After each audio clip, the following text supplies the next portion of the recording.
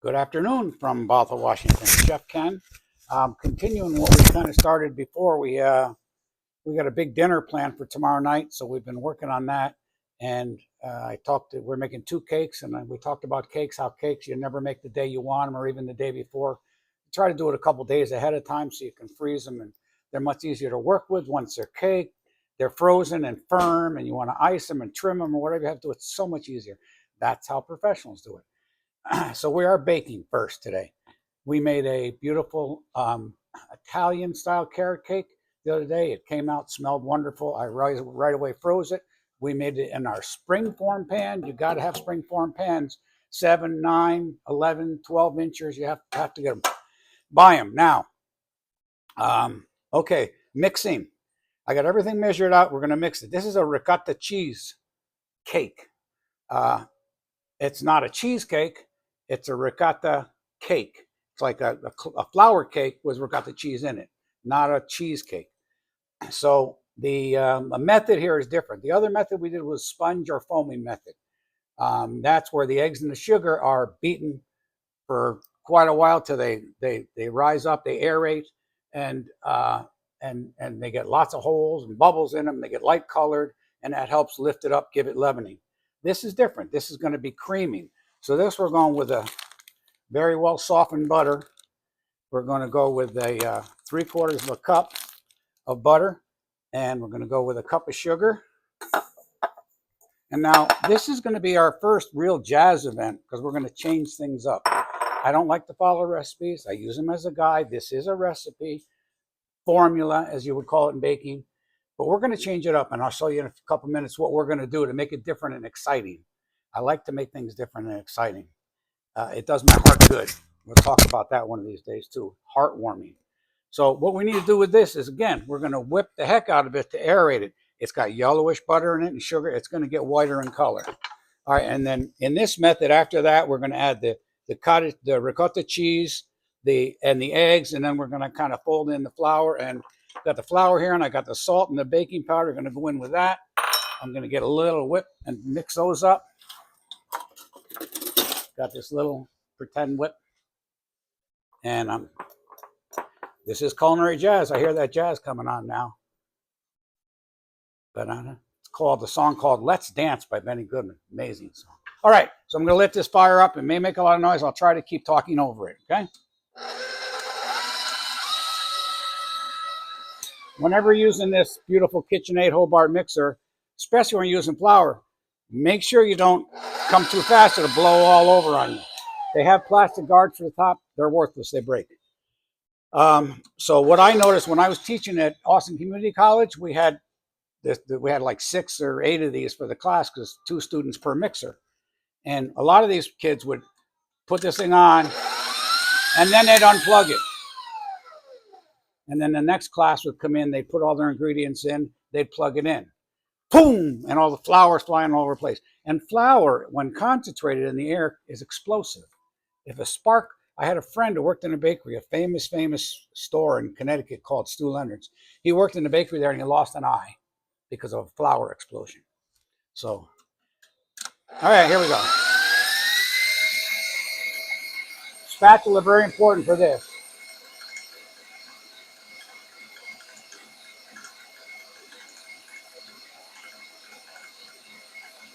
Creaming is what you're going to use most of the time for cakes, muffins, cookies.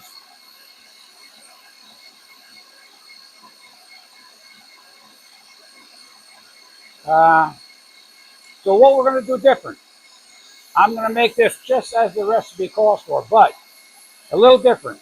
They call for raspberries. We didn't have raspberries. We have strawberries, so I'm going to use strawberries. And it was just this ricotta cheesecake with vanilla and strawberries. So I feel like changing it because I love almonds. And we have some almond flour that we have to use up. So I'm going to put some almond flour in it. And instead of vanilla, I'm going to put in almond extract. Almond flour does not really impart a lot of almond flavor. I'll talk more about almond flour in a moment. Let me just scrape the bowl down. Okay, it's getting nice and soft and aerating a bit.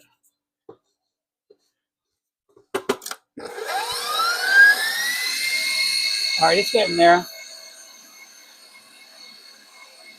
Okay, flour. Flour comes from only one thing, wheat. Anything that says flour that's not from wheat, not just rye or regular wheat. It's not flour. This is ground almond. It is not in any way, shape, or form flour. Just like almond milk is in no way, shape, or form milk. So don't think that this could ever do what flour does. Flour and from wheat is the only thing that contains gluten. Gluten, again, two proteins, glutenin and gliadin. They get mixed together, they give you that elasticity that holds in the gases and structure. This will give you no structure. It's nice to have, and you can add it to some things, but whenever you change things up, when you get a little jazzy, like I'm getting a little jazzy, you got to use your common sense. You got to think. I had a science teacher, I think it was in fifth grade, at the big sign over the blackboard, the old blackboard. He had, the green strips of paper with the numbers and letters on it. I don't know if any of you old timers remember that, but a big one right in the middle said THIMK, which spells think. Spells think.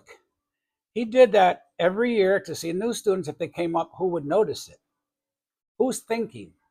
Think. So you have to think. You have to have common sense, basic knowledge. I always have basic knowledge, common sense, and some creativity. So I'm going to change this I'm going to go with the full recipe. I don't want to replace the flour with any of this because it wouldn't have enough structure. If this has eggs in it, the only thing that keeps this together is eggs and flour. This will not keep it together. This will help tear it apart. So if I replace that, it's going to be crumbly. It won't be good. So I'm thinking here, I'm going to make the regular recipe. I'm going to add my almond flour. Now, what do I need to do to balance it? Almonds are very high in fat, 65, 70%. They're not going to absorb any of the liquid. This is 65, 70% liquid, the ricotta cheese. Eggs are 75% water. So we got a lot of water going in here. So the flour will absorb the water. These won't. If I were to just roughly chop almonds and throw them in there, a cup of them or a half cup, what's it going to do to it? Nothing. This, similarly, since it's ground, not going to do nothing, but it won't do much. So don't think you can just replace it with almond flour or garbanzo bean flour. It doesn't work. Flour.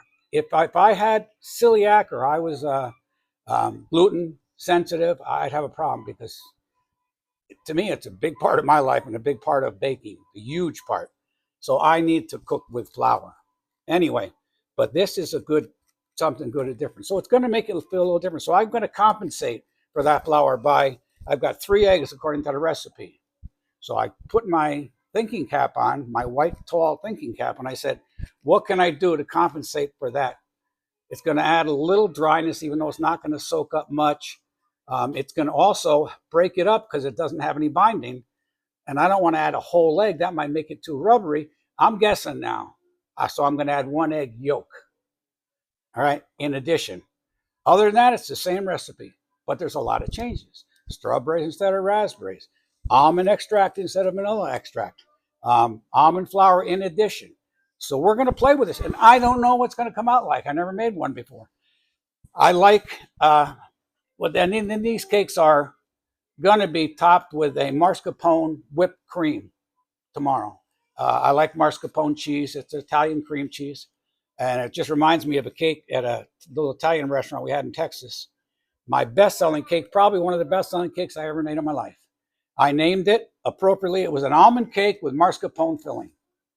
So I called it Al Capone cake, almond mascarpone. It was the hook. The name was the hook, and it sold it. But it was good, so people liked it. All right, so I'm going to start going with this. I'm going to put the ricotta cheese in and blend that. So there was that butter with the cup of sugar. And now this is about a cup and a half of ricotta cheese. Get that blended in. And if you don't say ricotta, you say ricotta and I say ricotta. It's because I'm from New York, New England, and we say ricotta. We don't say ricotta. All right, now I'm going to add my eggs one by one.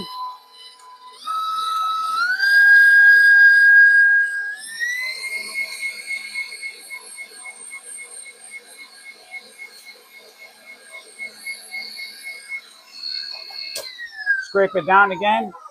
You cannot scrape too much. You got to scrape. You got to mulch. You got to scrape. That's a little Seinfeld joke if anybody there is a Seinfeld fan. All right, now I'm going to put in my flour and my almond flour. I'm going to put the almond flour in first. How much? I don't know. I'm going to put about a half a cup and see what happens. So there's a half a cup of almond flour. And then I'm going to add my flour a little bit at a time.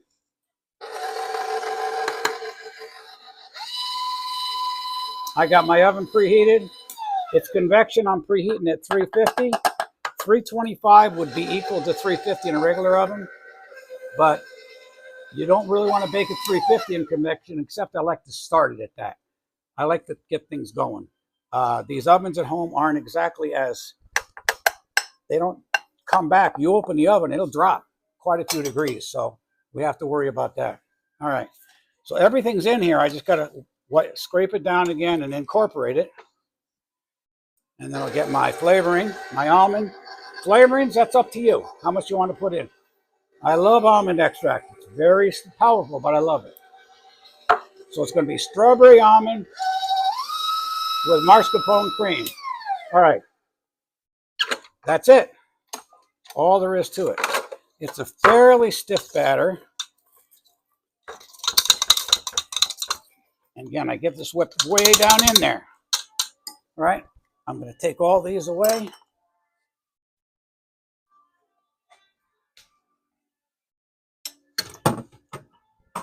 If you do like jazz, that's a contemporary New Orleans group called Tuba Skinny. Look them up. Tuba Skinny. They played in the street in New Orleans, and they also tour the world. All right, I've got my pan, the springform pan, with a little grease and the paper liner. All right, now these strawberries I'm going to have to fold in because the batter is a little bit stiffness to it. And this is going to be a fairly dense cake, denser than that carrot cake, I think. But I'm folding them in nice and easy.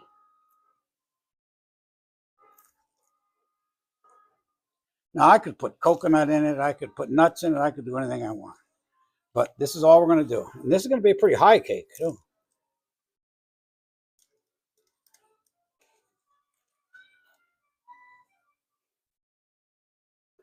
All right, I got everything in. And so now I just do that, pop it in the oven. And then after about 5 minutes, I'll turn it back down to 325. It's ready. It's ready. No time. It's ready when it's ready, and we'll take it out. All right, we'll see you back then.